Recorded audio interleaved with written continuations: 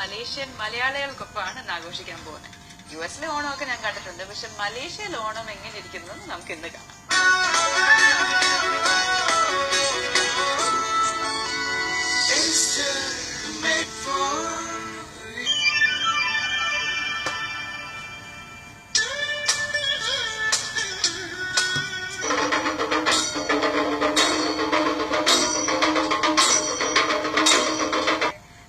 ആഘോഷിക്കുന്ന പോലെ തന്നെ ഇവിടെ ആഘോഷിക്കാൻ പറ്റുന്നുണ്ടോ?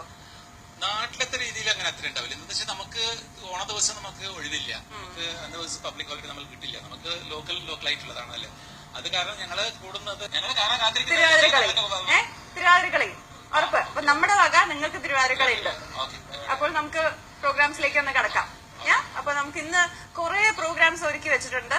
ഇവിടുത്തെ മലയാളി ഫ്രണ്ട്സുമായിട്ട് നമ്മൾ ഒത്തൊരുമിച്ച് ഓണം ആഘോഷിക്കാൻ പോവാണ്. നല്ല തകൃതിയായിട്ട് തന്നെ ആഘോഷിക്കാം.